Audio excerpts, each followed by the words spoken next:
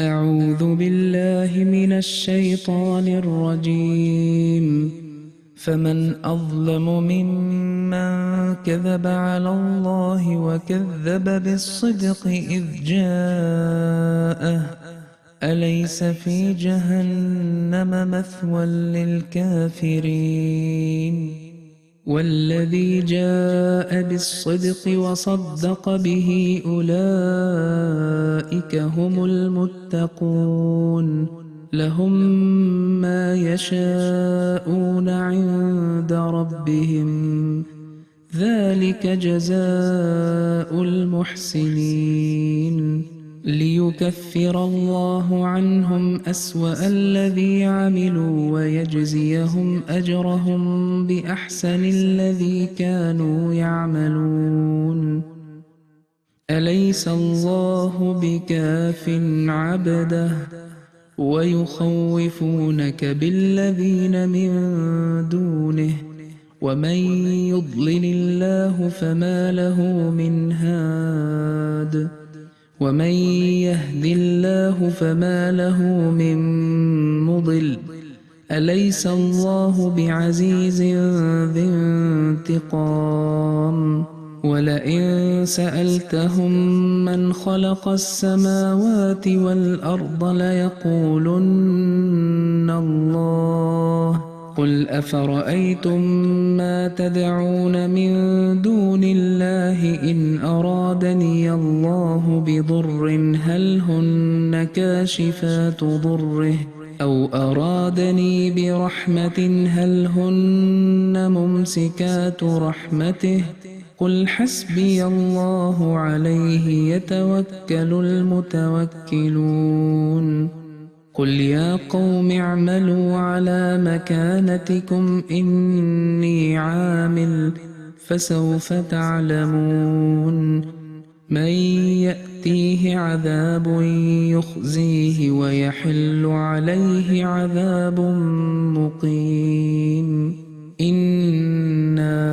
أنزلنا عليك الكتاب للناس بالحق فمن اهتدى فلنفسه ومن ضل فإنما يضل عليها وما أنت عليهم بوكيل الله يتوفى الأنفس حين موتها والتي لم تمت في منامها فيمسك التي قضى عليها الموت ويرسل الأخرى إلى أجل مسمى إن في ذلك لآيات لقوم يتفكرون أم اتخذوا من دون الله شفعاء قل أولو كانوا لا يملكون شيئا ولا يعقلون قل لله الشفاعة جميعا له ملك السماوات والأرض ثم إليه ترجعون وإذا ذكر الله وحده اشمأزت قلوب الذين لا يؤمنون بالآخرة وإذا ذكر الذين من دونه إذا هم يستبشرون قل اللهم فاطر السماوات والأرض عالم الغيب والشهادة أنت تحكم بين عبادك فيما كانوا فيه يختلفون ولو أن للذين ظلموا ما في الأرض جميعا ومثله معه لافتدوا به من سوء العذاب يوم القيامة وبدا لهم من الله ما لم يكونوا يحتسبون وبدا لهم سيئات ما كسبوا وحاق بهم ما كانوا به يستهزئون فإذا مس الإنسان ضر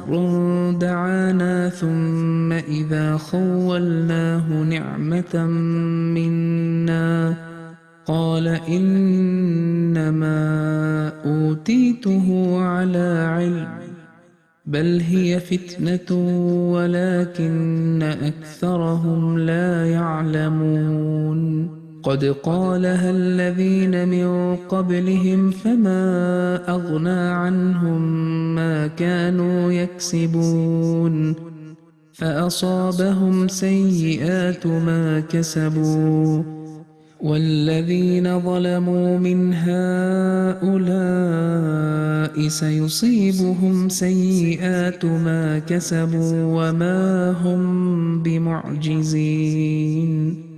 أولم يعلموا أن الله يبسط الرزق لمن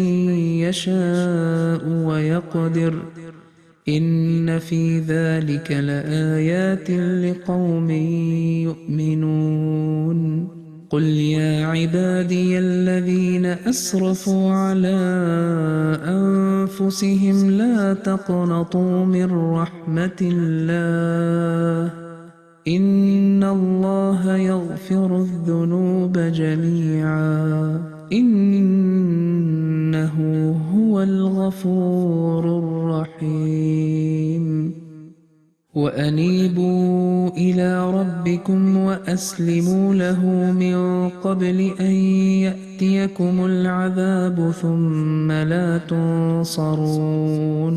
واتبعوا أحسن ما أنزل إليكم من ربكم من قبل أن يأتيكم العذاب بغتة وأنتم لا تشعرون أن تقول نفس يا حسرة على ما فرطت في جنب الله وإن كنت لمن الساخرين أو تقول لو أن الله هداني لكنت من المتقين أو تقول حين ترى العذاب لو أن لي كرة فأكون من المحسنين بلى قد جاءتك آياتي فكذبت بها واستكبرت وكنت من الكافرين ويوم القيامة ترى الذين كذبوا على الله وجوههم مسودة أليس في جهنم مثوى للمتكبرين وينجي الله الذين اتقوا بمفازتهم لا يمسهم السوء ولا هم يحزنون الله خالق كل شيء وهو على كل شيء وكيل له مقاليد السماوات والأرض والذين كفروا بآيات الله أولئك هم الخاسرون قل أفغير الله تأمروني أعبد أيها الجاهلون ولقد أوحي إليك وإلى الذين من قبلك لئن أشركت ليحبطن عملك ولتكونن من الخاسرين بل الله فاعبد وكن من الشاكرين وما قدروا الله حق قدره والأرض جميعا قبضته يوم القيامة والسماوات مطويات بيمينه سبحانه وتعالى عما يشركون ونفخ في الصور فصعق من في السماوات ومن في الأرض إلا من شاء الله ثم نفخ فيه أخرى فإذا هم قيام ينظرون وأشرقت الأرض بنور ربها ووضع الكتاب وجيء بالنبيين والشهداء وقضي بينهم بالحق وهم لا يظلمون ووفيت كل نفس ما عملت وهو أعلم بما يفعلون وسيق الذين كفروا إلى جهنم زمرا حتى إذا جاءوها فتحت أبوابها وقال لهم خزنتها ألم يأتكم رسل منكم يتلون عليكم آيات ربكم وينذرونكم لقاء يومكم هذا قالوا بلى ولكن حقت كلمة العذاب على الكافرين قيل ادخلوا أبواب جهنم خالدين فيها فبئس مثوى المتكبرين وسيق الذين اتقوا ربهم إلى الجنة زمرا حتى إذا جاءوها وفتحت أبوابها وقال لهم خزنتها سلام عليكم طبتم فادخلوها خالدين وقالوا الحمد لله الذي صدقنا وعده وأورثنا الأرض نتبوأ من الجنة حيث نشاء فنعم أجر العاملين وترى الملائكة حافين من حول العرش يسبحون بحمد ربهم وقضي بينهم بالحق وقيل الحمد لله رب العالمين بسم الله الرحمن الرحيم حميم تنزيل الكتاب من الله العزيز العليم غافر الذنب وقابل التوب شديد العقاب ذي الطول لا إله إلا هو إليه المصير ما يجادل في آيات الله إلا الذين كفروا فلا يغررك تقلبهم في البلاد كذبت قبلهم قوم نوح والأحزاب من بعدهم وهمت كل أمة برسولهم ليأخذوه وجادلوا بالباطل ليدحضوا به الحق فأخذتهم فكيف كان عقاب وكذلك حقت كلمة ربك على الذين كفروا أنهم أصحاب النار الذين يحملون العرش ومن حوله يسبحون بحمد ربهم ويؤمنون به ويستغفرون للذين آمنوا ربنا وسعت كل شيء رحمة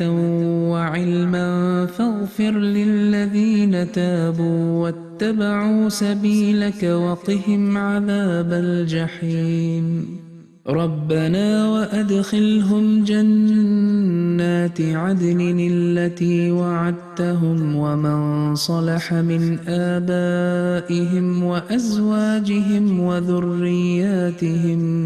إنك أنت العزيز الحكيم وقهم السيئات ومن تق السيئات يومئذ فقد رحمته وذلك هو الفوز العظيم إن الذين كفروا ينادون لمقت الله أكبر من مقتكم أنفسكم إذ تدعون إلى الإيمان فتكفرون قالوا ربنا أمتنا اثنتين وأحييتنا اثنتين فاعترفنا بذنوبنا فهل إلى خروج من سبيل ذلكم بأنه إذا دعي الله وحده كفرتم وإن يشرك به تؤمنوا فالحكم لله العلي الكبير هو الذي يريكم آياته وينزل لكم من السماء رزقا وما يتذكر إلا من ينيب فادعوا الله مخلصين له الدين ولو كره الكافرون رفيع الدرجات ذو العرش يلقي الروح من أمره على من يشاء من عباده لينذر يوم التلاق يوم هم بارزون لا يخفى على الله منهم شيء لمن الملك اليوم لله الواحد القهار اليوم تجزى كل نفس بما كسبت لا ظلم اليوم إن الله سريع الحساب وأنذرهم يوم الأزفة إذ القلوب لدى الحناجر كاظمين ما للظالمين من حميم ولا شفيع يطاع يعلم خائنة الأعين وما تخفي الصدور والله يقضي بالحق والذين يدعون من دونه لا يقضون بشيء إن الله هو السميع البصير أولم يسيروا في الأرض فينظروا كيف كان عاقبة الذين كانوا من قبلهم كانوا هم أشد منهم قوة وآثارا في الأرض فأخذهم الله بذنوبهم وما كان لهم من الله من واق ذلك بأنهم كانت تأتيهم رسلهم بالبينات فكفروا فأخذهم الله إنه قوي شديد العقاب ولقد أرسلنا موسى بآياتنا وسلطان مبين إلى فرعون وهامان وقارون فقالوا ساحر كذاب فلما جاءهم بالحق من عندنا قالوا اقتلوا أبناء الذين آمنوا معه واستحيوا نساءهم وما كيد الكافرين إلا في ضلال وقال فرعون ذروني أقتل موسى وليدع ربه إني أخاف أن يبدل دينكم أو أن يظهر في الأرض الفساد وقال موسى إني عذت بربي وربكم من كل متكبر لا يؤمن بيوم الحساب وقال رجل مؤمن من آل فرعون يكتم إيمانه أتقتلون رجلا أن يقول ربي الله وقد جاءكم بالبينات من ربكم وإن يك كاذبا فعليه كذبه وإن يك صادقا يصبكم بعض الذي يعدكم إن الله لا يهدي من هو مسرف كذاب يا قوم لكم الملك اليوم ظاهرين في الأرض فمن ينصرنا من بأس الله إن جاءنا قال فرعون ما أريكم إلا ما أرى وما أهديكم إلا سبيل الرشاد وقال الذي آمن يا قوم إني أخاف عليكم مثل يوم الأحزاب مثل دأب قوم نوح وعاد وثمود والذين من بعدهم وما الله يريد ظلما للعباد ويا قوم إني أخاف عليكم يوم التناد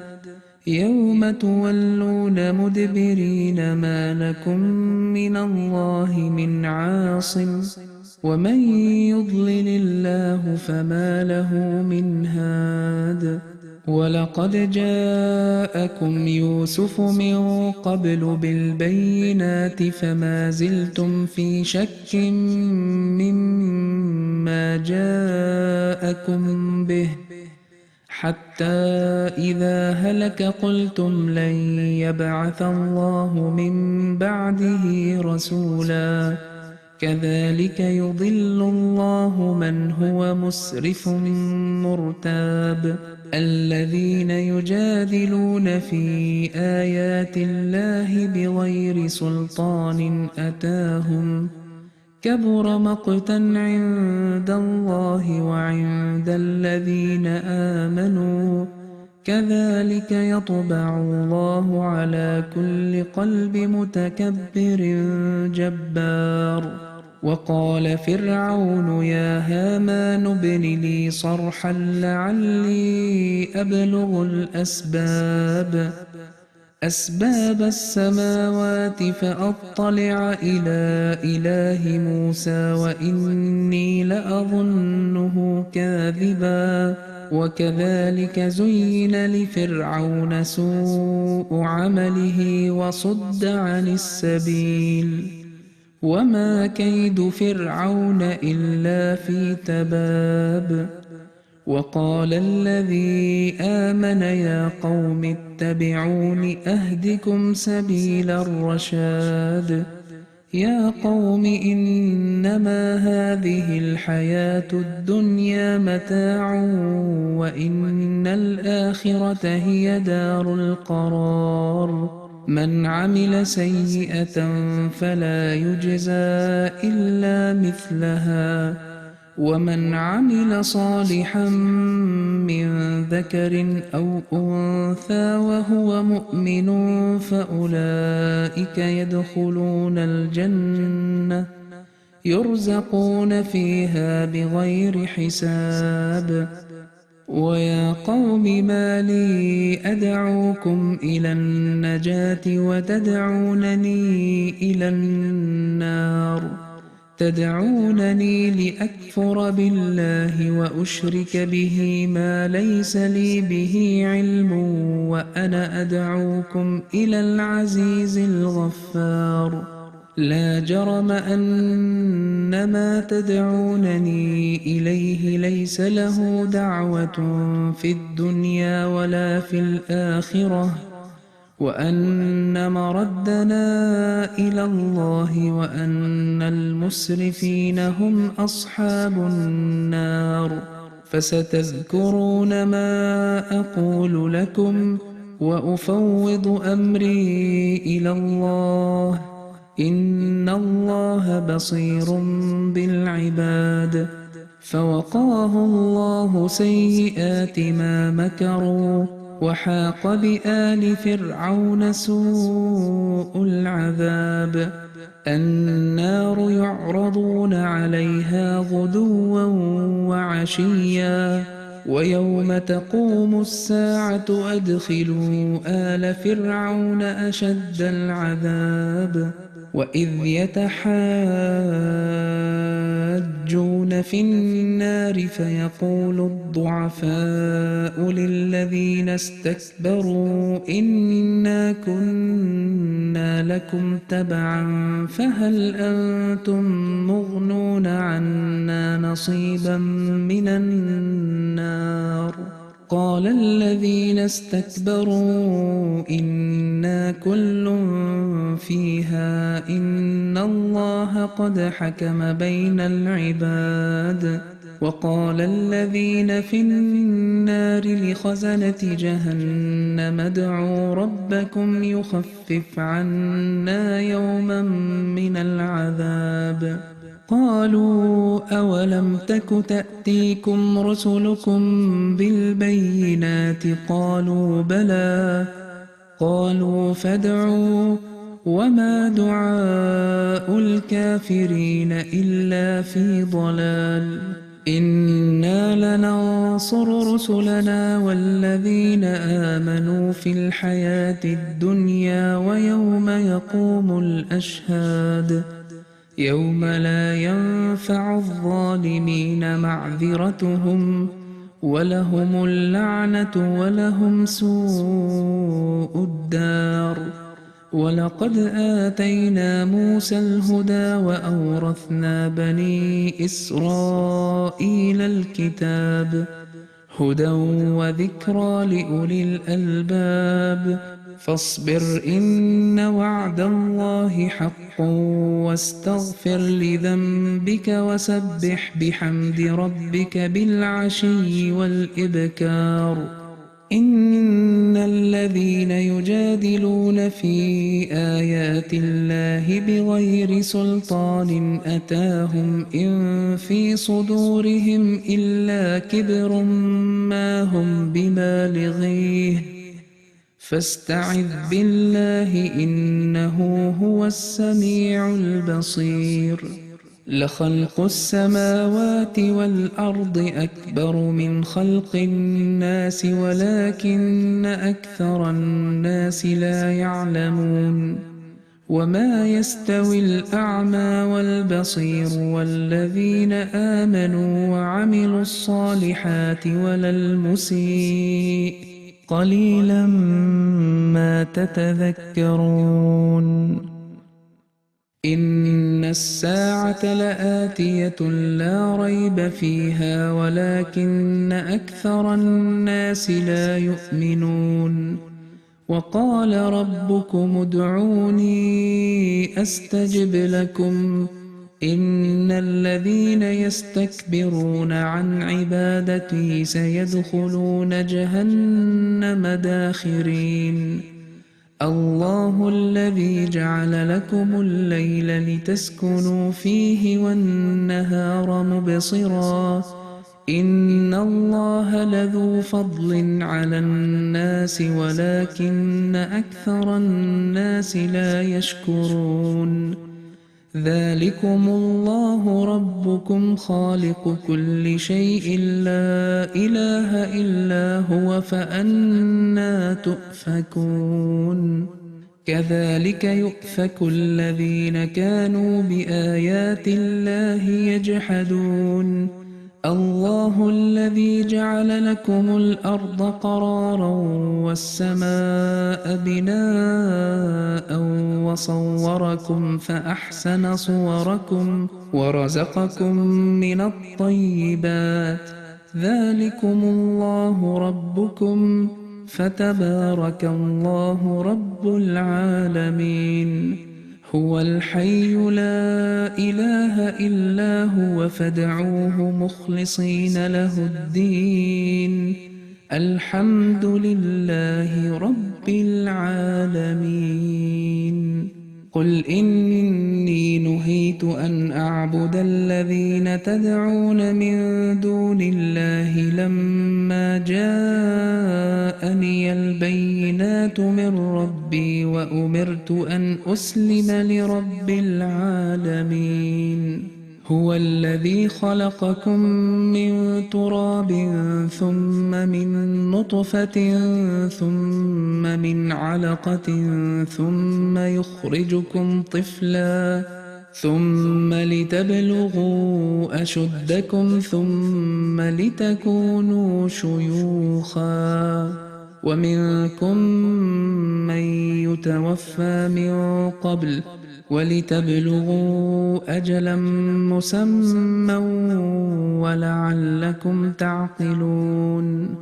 هو الذي يحيي ويميت فإذا قضى أمرا فإنما يقول له كن فيكون ألم تر إلى الذين يجادلون في آيات الله أنى يصرفون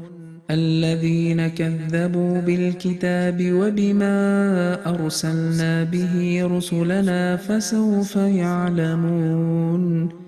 إذ الأغلال في أعناقهم والسلاسل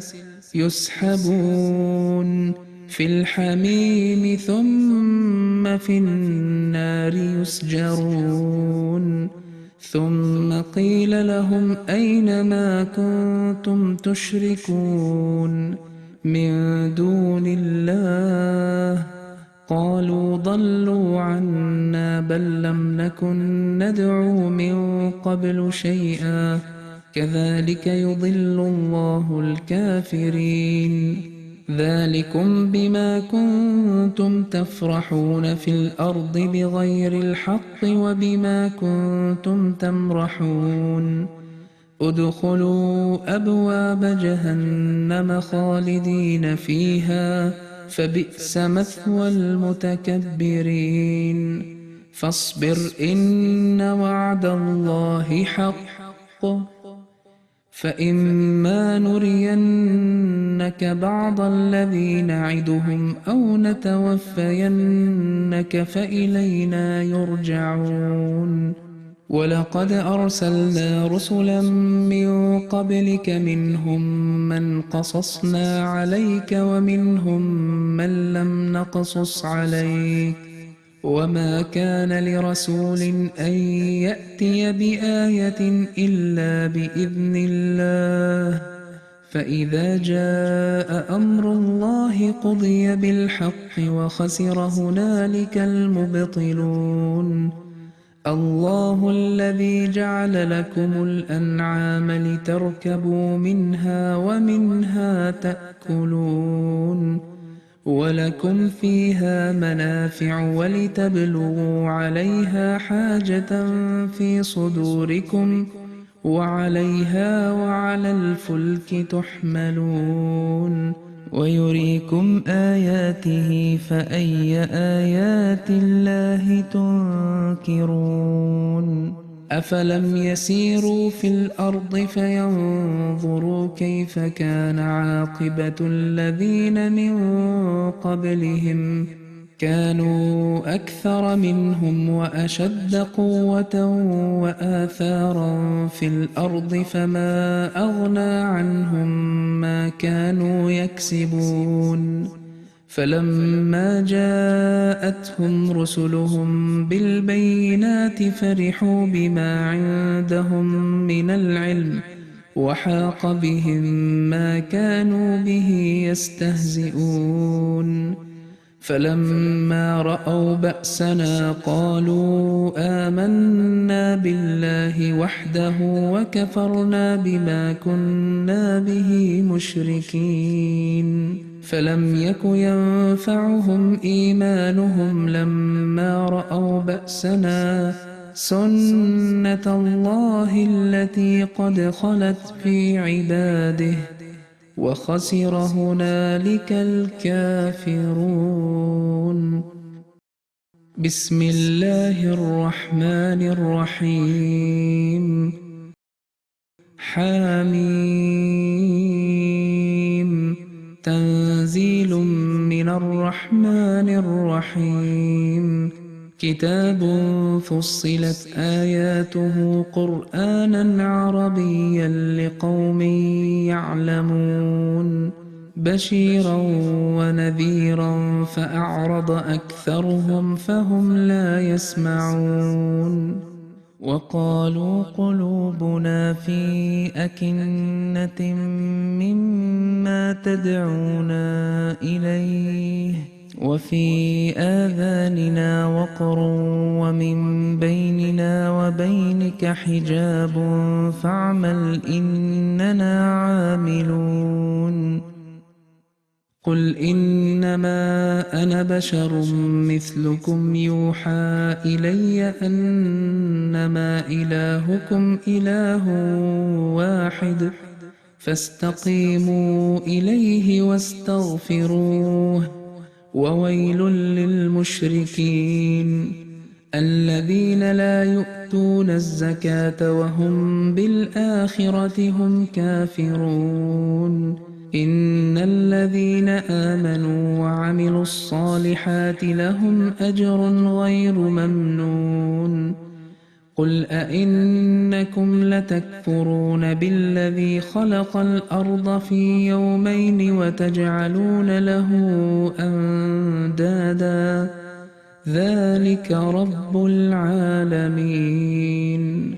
وجعل فيها رواسي من فوقها وبارك فيها وقدر فيها أقواتها في 4 أيام سواء للسائلين ثم استوى إلى السماء وهي دخان فقال لها وللأرض ائتيا طوعا أو كرها قالتا أتينا طائعين فقضاهن 7 سماوات في يومين وأوحى في كل سماء أمرها وزينا السماء الدنيا بمصابيح وحفظا ذلك تقدير العزيز العليم فإن أعرضوا فقل أنذرتكم صاعقة مثل صاعقة عاد وثمود إذ جاءتهم الرسل من بين أيديهم ومن خلفهم ألا تعبدوا إلا الله قالوا لو شاء ربنا لأنزل ملائكة فإنا بما أرسلتم به كافرون فأما عاد فاستكبروا في الأرض بغير الحق وقالوا من أشد منا قوة أولم يروا أن الله الذي خلقهم هو أشد منهم قوة وكانوا بآياتنا يجحدون فأرسلنا عليهم ريحا صرصرا في أيام نحسات لنذيقهم عذاب الخزي في الحياة الدنيا ولعذاب الآخرة أخزى وهم لا ينصرون وأما ثمود فهديناهم فاستحبوا العمى على الهدى فأخذتهم صاعقة العذاب الهون بما كانوا يكسبون ونجينا الذين آمنوا وكانوا يتقون ويوم يحشر أعداء الله إلى النار فهم يوزعون حتى إذا ما جاءوها شهد عليهم سمعهم وأبصارهم وجلودهم بما كانوا يعملون وقالوا لجلودهم لم شهدتم علينا قالوا أنطقنا الله الذي أنطق كل شيء وهو خلقكم أول مرة وإليه ترجعون وما كنتم تستترون أن يشهد عليكم سمعكم ولا أبصاركم ولا جلودكم ولكن ظننتم أن الله لا يعلم كثيرا مما تعملون وذلكم ظنكم الذي ظننتم بربكم أرداكم فأصبحتم من الخاسرين فإن يصبروا فالنار مثوى لهم وإن يستعتبوا فما هم من المعتبين وقيضنا لهم قرناء فزينوا لهم ما بين أيديهم وما خلفهم وحق عليهم القول في قد خلت من قبلهم من الجن والإنس إنهم كانوا خاسرين وقال الذين كفروا لا تسمعوا لهذا القرآن والغوا فيه لعلكم تغلبون فلنذيقن الذين كفروا عذابا شديدا ولنجزينهم أسوأ الذي كانوا يعملون ذلك جزاء أعداء الله النار لهم فيها دار الخلد جزاء بما كانوا بآياتنا يجحدون وقال الذين كفروا ربنا أرنا الذين أضلانا من الجن والإنس نجعلهما تحت أقدامنا ليكونا من الأسفلين إن الذين قالوا ربنا الله ثم استقاموا تتنزل عليهم الملائكة ألا تخافوا ولا تحزنوا وأبشروا بالجنة التي كنتم توعدون نحن أولياؤكم في الحياة الدنيا وفي الآخرة ولكم فيها ما تشتهي أنفسكم ولكم فيها ما تدعون